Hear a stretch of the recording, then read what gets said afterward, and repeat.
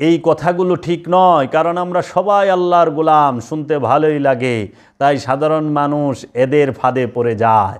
কিন্তু ওই যে বিষ মাখা টোপ, কারণ আল্লাহর রসুল ছাড়া আল্লাহ পাওয়া অসম্ভব, আল্লাহর ওলি ছাড়া আল্লাহ পাওয়া সম্ভব, আল্লাহর নবী ছাড়া আল্লাহ পাওয়া সম্ভব।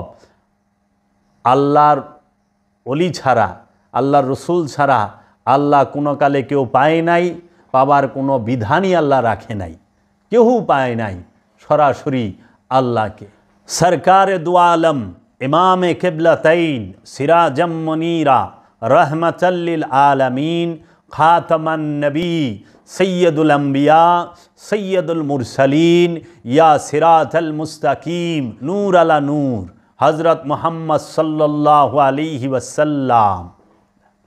হজরত হাজি এমদাদুল্লাহ মুহাজির মক্কি তার রচিত বিখ্যাত বই জিয়াউল কুলুব এর 29 পৃষ্ঠায় পরিষ্কার বলে গেলেন, তু आरिफ हर हालत और हर वक्त में खुदा के वजूद का तसव्वुर करता है और कोई चीज़ उसको खुदा को देखने से और खुद का देखना और दूसरी चीज़ में देखने से नहीं रोकता है। अमा रअयतु शैयन इल्ला व रअयतुल्लाहु फीहि। वार कऊद की वास्ते अपने बंदा समझते हैं और जाहिर में बंदा और बातिन में खुदा हो जाती हैं। इस मकाम को बरज़खुल बरज़ख कहते हैं और इसमें उजूब ओ इम्कान मुसावी है, किसी को किसी पर गलबा नहीं। इस मर्तबा पर पहुँच कर आरिफ आलम पर मुतसर्रिफ हो जाता है। তখন আরিফ প্রত্যেক অবস্থায় এবং প্রত্যেক সময় আল্লাহর অস্তিত্বে ধ্যানমগ্ন থাকে এবং কোনো বস্তুই আল্লাহ দেখা থেকে এবং আল্লাহর দেখাও কোনো বস্তু থেকে তাকে বিরত রাখতে পারে না। এবং আমি কিছুই দেখি না এবং যাহা কিছু দেখি তাতে আল্লাহ দেখি। এবং যেহেতু আরিফ সৃষ্টিতে আছেন সেই হেতু নিজেকে বান্দা মনে করেন এবং প্রকাশ্য আরিফ বান্দা এবং বাতেনে খোদা হয়ে যান। হাজি এমদাদুল্লাহ মুহাজির মক্কি। এই অবস্থাকে বরজাখুল বরজাক, নিরিখের নিরিখ বলা হয় এবং এই অবস্থায় সৃষ্টি ও স্রষ্টার সমান পর্যায়ে পৌঁছে যায়, কারোর উপর কারো প্রাধান্য তথা গালবাত থাকে না। এই অবস্থায় পৌঁছানোর পর আরিফ সমুদয় সৃষ্টির উপর খুশি হয়ে যান।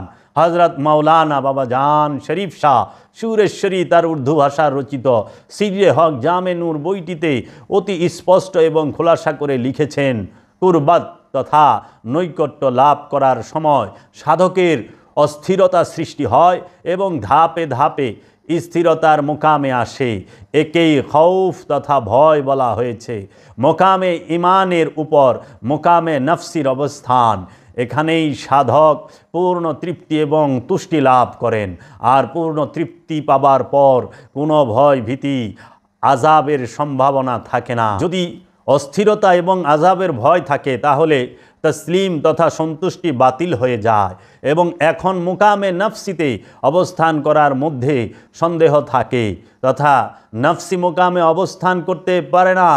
এরপর সাধক মুকামে নফসিতে অবস্থান করতে পারলে সকল আরজু বা কামনা পূর্ণ হয় এবং আল্লাহর সাথে একাত্ম হয়ে যায়। অর্থাৎ এই মুকামে বান্দার শান হচ্ছে আল্লাহর জাত এবং আল্লাহর শান হচ্ছে বান্দার জাত। এরই নাম ইত্তেহাদ তথা একীভূত হওয়া তথা পরিপূর্ণ মিলন। এই মাকামে আনা তথা আমির মাকামে আশেক এবং মাসুকের শানের মধ্যে কোনো পার্থক্য থাকে না। এটা কলব এর চরম উন্নত অবস্থা। একেই কলবে সানবুরি বলা হয়। এই রকম কলবের মোকাম হতে আনা তথা আমি ঘোষণাটি উচ্চারিত হয়। এই মকামে অবস্থানকারী যে দিকেই চায় কেবল আল্লাহর নূর আর নূরই দর্শন করে। এই মুকামে অবস্থান করতে হলে সাধককে হেরা গুহায় সাধনার মতো প্রচুর সাধনা করতে হয়। তেমনি মুর্শিদের দয়াও প্রয়োজন হয়। কেবল মুর্শিদের দয়ার প্রয়োজন বললেই কমই বলা হবে, বরং মুর্শিদের প্রভাবের উপর সম্পূর্ণ নির্ভর করতে হয় তথা মুর্শিদের মাঝে ধ্যানে ডুবে থাকতে হয়। মুর্শিদের ধ্যানে সব সময় না থেকে সাধনার ফল কেমন করে পেতে চাও? কিতাব পাঠ করে এবং যুক্তিতর্কের মাধ্যমে কিছুই হাসিল হয় না। বাবা জাহাঙ্গীরের কিতাব থেকে আমি আবার পড়তেছি, কেবল মুর্শিদের দয়ার প্রয়োজন বললে কমই বলা হবে, বরং মুর্শিদের প্রভাবের উপর সম্পূর্ণ নির্ভর করতে হয় তথা মুর্শিদের মাঝে ধ্যানে ডুবে থাকতে হয়। মুর্শিদের ধ্যানে সব সময় না থেকে সাধনার ফল কেমন করে পেতে চাও? কিতাব পাঠ করে এবং যুক্তিতর্কের মাধ্যমে কিছুই হাসিল হয় না। তাজালুল ইয়াকিন নামক সুফিবাদের উপর ভিত্তি করে রচিত বইতে বিশ্ববিখ্যাত ওলি হযরত মহিউদ্দিন ইবনুল আরাবী মহানবীর শান ও মানের যে বর্ণনা দিয়েছেন তা পড়লে অবাক হতে হয়। আল্লাহ যে মহানবীকে কতখানি ভালোবাসেন এবং এই ভালোবাসার বর্ণনাটি এক অপূর্ব আরবি ভাষার ছন্দে ও শৈলীতে তিনি রচনা করে সবাইকে চমকিয়ে দিয়েছেন। তিনি বলেছেন, আন্তা নূরুন নূরি, অনুবাদ তোমার নূরই আমার নূর, ওয়া সিররু সিররি, এবং তোমার রহস্যই আমার রহস্য, ওয়া কানজুল হেদায়াতি, এবং তুমিই আমার হেদায়েতের ভাণ্ডার, ওয়া খাজানুল মারেফাতি, এবং তুমিই আমার মারেফাতের ভাণ্ডার, যা আলতু ফাদলাকা মুলকি মিনাল আরশে ইলা মুতাতাসসারা কুল্লুহুম ইয়াতলুবুনা রেজাই, আমি আমার সৃষ্টি থেকে তোমার প্রতি যে অনুগ্রহ নির্দিষ্ট করেছি তা আরশ হতে তাতাসারা পর্যন্ত তারা প্রত্যেকেই আমার সন্তুষ্টির কামনা করে। ওয়া আনা আতলুবু রেজাকা ইয়া হাবিবি ইয়া মুহাম্মদ ইয়া মুস্তফা। এর অর্থ, এবং আমি আল্লাহ কামনা করি তোমার সন্তুষ্টি, হে আমার হাবিব, হে আমার বন্ধু, হে মুহাম্মদ, হে মুস্তফা সাল্লাল্লাহু আলাইহি ওয়াসাল্লাম। আল্লাহ নিজে আল্লাহর হাবিবের সন্তুষ্টি কামনা করে। আল্লাহ নিজে বলতে আছে, আমি সমগ্র সৃষ্টি আমার সন্তুষ্টি কামনা করে, সমগ্র সৃষ্টির রাজ্য সব কিছু আমার সন্তুষ্টি কামনা করে। হে আমার হাবিব, হে আমার বন্ধু, আমি আল্লাহ রাব্বুল আলামিন আপনার সন্তুষ্টি কামনা করি। আপনি কিসে খুশি? আপনি কি করলে খুশি? এর জন্য বাবা জাহাঙ্গীর বলছে, সমস্ত নবীগণ রসুলগণ সবাই আল্লাহর আশেক, আর আল্লাহ নিজে মুহাম্মদ সাল্লাল্লাহু আলাইহি ওয়াসাল্লামের আশেক। সমস্ত নবী রসুল হচ্ছে আশেক, আল্লাহ হচ্ছে মাশুক। এইখানে আল্লাহ নিজে আশেক, মহানবী মাশুক। তাই তো বিখ্যাত এক আল্লাহর ওলি বলেছেন, হুসনে ইউসুফ, হযরত ইউসুফ আলাইহিস সালাতু ওয়াস সালাম, উনি অফরন্ত সৌন্দর্যের ভাণ্ডার, তার রূপের মধ্যে তার চেহারা মুবারক এত সুন্দর, পৃথিবীর সর্বশ্রেষ্ঠ সুন্দর। তখন বলতেছেন, जुलेखा जिस पर आशिक हो जाता है, जुलेखा जिस पर आशिक हो जाती है उसको यूसुफ कहते हैं, और खुदा ने जिस पर आशिक हो जाती हैं उसको मुहम्मद कहते हैं। जुलेखा जार उपरे दीवाना होया जाए, प्रेमिक होया जाए, ताके यूसुफ बला হয়, হুসনে ইউসুফ বলা হয়। আর আল্লাহ রাব্বুল আলামিন যার চেহারার উপরে, যার রূপের উপরে ফিদা হয়ে যায়, আশিক হয়ে যায়, তাকে মুহাম্মদ সাল্লাল্লাহু আলাইহি ওয়াসাল্লাম বলা হয়। তো কাজী আমরা কোন জায়গায় আছি, আমাদেরকে কি শেখানো হয়? আমরা যার উপরে ঈমান আনি, যার কালেমা পাঠ করি, যার উপর ঈমান না আনলে কোনো ইবাদতের হুকুম নাই, যার উপরে পরিপূর্ণ ঈমান না আসলে জান্নাতে যাওয়ার কোনো সুযোগ নাই, মুক্তি পাওয়ার কোনো সুযোগ নাই, মেরাজে যাবার কোনো সুযোগ নাই, সেই মুহাম্মদ সাল্লাল্লাহু আলাইহি ওয়াসাল্লামকে আজকে এই বেতনখোর মৌলবী, বিকা হওয়া মৌলবীর দল, এই সালাফি খারিজি ওয়াহাবির দল, তারা বলে স্যার মহানবী আমাদের মতোই মানুষ, তিনি মাটির তৈরি। নাউজুবিল্লাহি মিন যালিক, মহানবী কখনোই মানুষ হইতে পারে না, তিনি জাত নূর, খোদার রূপ। আসেন আজকে কোরআন থেকে দলিল দিয়ে দেখিয়ে দে, আমার হাদিসের দরকার নাই মহানবীর সম্মান বলতে, কারণ মহানবীর সম্মান কোরআনে, মুহাম্মদ সাল্লাল্লাহু আলাইহি সাল্লাম নিজেই কোরআন, মহানবীর শান কোরআনুল মাজিদে, হাদিসে না। কেন? হাদিসের জন্ম মহানবীর উফাতের 200 থেকে 250 বছরের পরে। 2 থেকে 250 বছর পরে। তাহলে মহানবীর শান কি মহানবীর আগমনের সাথে আইছে না 200-250 বছর পরে আইছে? আসেন দেখি কোরআন থেকে মহানবীর শান, মহানবীর মর্যাদা কতখানি রব্বুল আলামিন তুলে ধরেছে। আসুন আমরা একটু আলোচনা করি। আজকে আমাদের বিষয়টি হচ্ছে পবিত্র ঈদে মিলাদুন্নবী নিয়ে, রসুল আকরাম সাল্লাল্লাহু আলাইহি ওয়াসাল্লামের আগমন দিবসকে নিয়ে, মহানবী সাল্লাল্লাহু আলাইহি ওয়াসাল্লামের আবির্ভাব দিবসকে নিয়ে। মহানবী সাল্লাল্লাহু আলাইহি ওয়াসাল্লাম এই পৃথিবীর বুকে আগমন করেছেন, যার ঘরে মহানবীর পিতা ইমাম আবদুল্লাহ আলাইহিস সালাতু ওয়াস সালাম এবং মহানবীর মাতা হযরত মা আমিনা আলাইহিস সালাতু ওয়াস সালামের ঘর থেকে, গর্ভ থেকে, ওনাদের ঔরস থেকে মহানবীর আগমন। ইমাম আবদুল্লাহ আলাইহিস সালাতু ওয়াস সালাম 546 সালে, আনুমানিক 546 সালে আগমন করেন পৃথিবীর বুকে। ইমাম আবদুল্লাহ আলাইহিস সালাতু ওয়াস সালাম বিবাহ করেন মা আমেনা আলাইহিস সালাতু ওয়াস সালামকে। মা আমেনাকে বিবাহের পরে মহানবীর আগমনের 6 মাস আগে ইমাম আবদুল্লাহ আলাইহিস সালাতু ওয়াস সালামকে শাহাদাত করা হয়। ইমাম আবদুল্লাহ আলাইহিস সালাতু ওয়াস সালামকে শাহাদাত করা হয়। সেটা কোথায় থেকে? ব্যবসার কাজে মদিনায় গিয়েছিলেন। মদিনায় ইমাম আবদুল্লাহ আলাইহিস সালাতু ওয়াস সালামকে খাদ্যের সাথে বিষ মিশিয়ে শাহাদাত করা হয় মহানবীর আবির্ভাবের 6 মাস আগে। এর জন্য ইমাম আবদুল্লাহ আলাইহিস সালাতু ওয়াস সালামকে ওই আমলে মদিনা শরীফ থেকে মক্কা শরীফে নিয়ে আসা সম্ভব হয়নি। তাই ইমাম আবদুল্লাহ আলাইহিস সালাতু ওয়াস সালাম মের রওজা মুবারক মদিনা শরীফে। ইমাম আবদুল্লাহ আলাইহিস সালাতু ওয়াস সালামের রওজা মুবারক মদিনা শরীফে, জান্নাতুল বাকি। এখন এবং আপনার মহানবীর আগমনের 6 মাস পরে মহানবীর মা আমেনা আলাইহিস সালাতু ওয়াস সালাম তিনিও ইন্তেকাল করেন এবং মা আমেনা আলাইহিস সালাতু ওয়াস সালামের রওজা মুবারকও মদিনা শরীফের নিকটেই, কাছেই, বেশি দূরে না। মক্কা থেকে দূরে, মদিনা থেকে নিকটে। এর জন্য মক্কা থেকে মদিনায় যাওয়ার পথে মা আমেনার রওজা মুবারক। এখন কথা আসে যে মহানবীর বাবাকে এত কম বয়সে কেন শাহাদাত করা হলো এবং মা আমেনাই বা কীভাবে উনি ইন্তেকাল করলেন এত কম বয়সে, এবং মহানবীর বাবা মায়ের ঘরে অন্য কোনো ভাই বোন মহানবীর নাই, ছিল না। এখন কথা হচ্ছে মহানবী হযরত মুহাম্মদ সাল্লাল্লাহু আলাইহি ওয়াসাল্লাম যে আগমন যেন এই পৃথিবীতে না ঘটে, সেই জন্য ওই সময় মদিনার মধ্যে বেশি সংখ্যক ছিল ইহুদি। এই ইহুদিগণেরা চাইছে যে মহানবী, তারা জানতো, কারণ তারা আহলে কিতাব, তারা জানতো যে মহানবী আগমন করবে ইমাম আবদুল্লাহ আলাইহিস সালামের ঘরে, ঔরস থেকে। ওনার পিতার নাম ইমাম আবদুল্লাহ।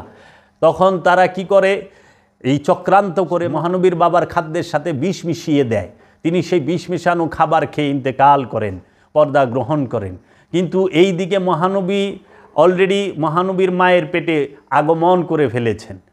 ওরা মনে করছে যে আবদুল্লাহ আলাইহিস সালামকে শাহাদাত করতে পারলেই তো মহানবী আর আগমন হবে না। তারা মহানবীর বাবাকে শাহাদাত করে। এর জন্য আপনাদের কাছে একটা প্রশ্ন রেখে যায়, আপনাকে কোনো দিন ভেবেছেন যে মহানবী কেন মক্কা থেকে 40 বছর বয়সে যখন মহানবী নবুয়ত ডিক্লেয়ার করলেন মক্কায়, অত্যাচার নির্যাতনে এই আবু জাহেল, আবুল আহাব, সায়েবা, উকবা প্রাইভেট লিমিটেড কোম্পানির যে অত্যাচার, এই অত্যাচারে মহানবী কি করলো? মক্কা থেকে মদিনায় হিজরত করলো। মহানবী মদিনায় হিজরত করবে কেন? একটা প্রশ্ন আসে না? মহানবী তো অন্য জায়গায়ও হিজরত করতে পারতো। অন্য কত শহর ছিল, ইরাকে যাইতে পারতো, ইরানে যাইতে পারতো না? সে তাইফে যাইতে পারতো। মদিনা শরীফে কেন গেল? মদিনায় মহানবীর আত্মীয় ছিল, হঠাৎ করে মহানবী গেল আর সবাই তারে গ্রহণ করে নিল। মানে কি? ওইখানে মহানবীর আত্মীয় স্বজন ছিল এবং মহানবীর বাবার ওইখানে রওজা মুবারক ইমাম আবদুল্লাহ আলাইহিস সালামের, এবং মহানবীর মায়ের রওজা মদিনার কাছে। এর জন্য মহানবী মদিনাকে বেশি ভালোবাসছে। মহানবীও মা বাবার এইখানেই রয়ে গেল, ওইখানেই যায় থাকছে। এইখানে একটা বিশাল সুন্দর সূত্র আছে, যুগসূত্র পিতামাতার সাথে। কারণ মক্কার মধ্যে জালিম জালিম দিয়া ভরা, মক্কার মধ্যে গুন্ডা দিয়া ভরা, অমানুষ দিয়া ভরা। এখন সেই জালিম আর অমানুষদের বংশধরেরা পাগড়ি পিন্দা বইয়া পাক্কা মুসলমান হয়ে রয়েছে। সেই আবু জাহেলের বংশ, আবুল হাবের বংশ কি মইরা ধ্বংস হয়ে গেছে? এজিদের বংশরা কি এই জগৎ থেকে নিপাইত হয়ে গেছে? না। এই মারওয়ানের গোষ্ঠী এরা কি নিপাইত হয়ে গেছে? না। ওই ইহুদি খ্রিস্টান যারা, ওই ইহুদি দলেরা যে ছিল, যারা নবী বিরোধী ছিল, তারা কি সব নিপাইত হয়ে গেছিল জগৎ থেকে? না, তাদের চক্রান্ত। এখন এখানে আবার একটা সূক্ষ্ম বিষয় আছে, দেখেন যে আমরা কত হতভাগা। আমাদের মুসলমান মৌলবীদের তো চাপাটা ছাড়া অন্য কিছু কম আছে। আমরা মুসলমান যারা, মানে মুসলমান বলে দাবি করি, আমাদের নিজেদের কোনো আবিষ্কার নাই, আমাদের খালি চাপা আছে। এমন চাপা, আমাদের চাপার উপর দিয়ে রেলগাড়ি গেলেও চাপা ভাঙে না, বড় শক্ত চাপা আমাদের। আপনি দেখবেন কিয়ামতের আয়াত পাঠ করতেছে, সাথে ইংলিশ ফিল্মের, যে কোনো ইংলিশ ফিল্মের কাটিং আইনে সেট করে দিতেছে যে জাহান্নামের আগুন কেমন হবে। যে কোনো একটা ইংলিশ মুভি, যে কোনো একটা ইংরেজি ছবির কাটিং আইনা লাগাই দিছে, সমুদ্রের মধ্যে আগুন পড়তাছে। ইউরোপিয়ান আমেরিকানরা যে ফিচার বানায়, আমি দেখলাম অনেক আলেমরাই ওয়াজ করে কিয়ামত আসতেছে, দাজ্জালের চোখ দেখবেন, এই নাক আছে কিন্তু দুই চোখ নাই, কপাল দেয়া চোখ। এই ছবিটা আনছে ইংলিশ মুভির থেকে। নিজকে একটা মুভি বানানোর, নিজকে একটা ছবি বানানোর ক্ষমতা এখন নাই। একটা গজল গায়ে হেঁটেও নকল করণ লাগে, নয় লালনের গান নকল, নয় হাসন রাজার গান নকল, নইলে পরে হিন্দি গান নকল, নিজেরা সৃষ্টি করতে পারে না, না কাজী নজরুলেরটা নকল, নইলে রবি ঠাকুরেরটা নকল করণ লাগবো, কইরা তারপরে কই দেব। নিজেরা সৃষ্টি করতে পারে না, কারণ মুখস্থ করতে করতে জীবনটারে তামা তামা বানায় দিই। আমরা এত হতভাগা, আমরা মহানবীর জন্ম সন বলে ইংরেজি 570 খ্রিস্টাব্দে, তারিখ বলে আরবি 12ই রবিউল আউয়াল। বড় বড় পীর মাশায়েখরাও, বড় বড় মুফতি মুহাদ্দিসরাও, মৌলভী সাহেবরাও ডেটটাও কয়ে পারে না, কিন্তু আদমের জন্ম তারিখ ঠিকই কয়ে পারে 10ই মুহররমের দিন। ইসমাইল নবীর জন্ম তারিখ কয়ে পারে, ইব্রাহিম নবীর জন্ম তারিখ কয়ে পারে, কিন্তু মহানবীর জন্ম তারিখ সাল কয় ইংরেজি, তারিখ কয় আরবি। মহানবী আগমন করেছেন 22 এপ্রিল, 22 এপ্রিল 570 খ্রিস্টাব্দে। কোনো ঐতিহাসিকগণ লিখেছেন যে 571। আসল এটাই হচ্ছে 571 খ্রিস্টাব্দে 22 এপ্রিল। 571, 22 এপ্রিল মহানবী 12ই রবিউল আউয়াল আরবি সনের হিসাবে, 12ই রবিউল আউয়াল আরবি হিজরি সনের 1 তারিখ হয় মহানবী যেই দিন মক্কা থেকে মদিনায় হিজরত করে। এই মক্কার কাফের গুন্ডারা, এরা ওই দিনটারে হিজরি সনের 1 তারিখ বানাইছে, যে শত্রু মুক্ত হইছে। যে আমাদের যে আমরা মূর্তি পূজা করি, এই মূর্তি পূজাগ্রহকরা তারা শত্রু মুক্ত হইছে মনে করছে, এর জন্য হিজরি সনের 1 তারিখ দিছে মহানবীর হিজরতের দিনকে। তাহলে মহানবী হিজরত করেন হচ্ছে 21/6/622 খ্রিস্টাব্দে। জুন মাসের 21 তারিখে 622 খ্রিস্টাব্দে মহানবী মক্কা থেকে মদিনায় হিজরত করে যায়। আর ওই দিনই হয় হিজরি সনের 1 তারিখ, প্রথম হিজরির 1 তারিখ। তাহলে 12ই রবিউল আউয়াল হিজরি পূর্ব 52-তে মহানবী এই পৃথিবীর বুকে আগমন করেন রহমত হিসাবে, সমস্ত জগতের সমস্ত আলমের রহমত হিসাবে। কারণ আল্লাহ রাব্বুল আলামিন কোরআনে বলেছেন, আমার সাল্লাকা ইল্লা রাহমাতাল লিল আলামিন, আমার হাবিব আমি আপনাকে জগৎ সমূহের রহমত হিসাবে প্রেরণ করেছি।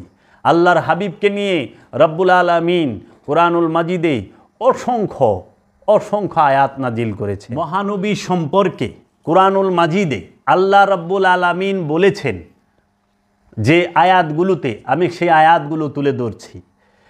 এই মৌলবীরা কত বিকা হুয়া মৌলবী, কত আহলে খবিসের মৌলবী, এই যে আহলে খবিস, এই আহলে হাদিস নাকি কয়, ওরা কয় আহলে হাদিস, আমি কয় আহলে খবিস।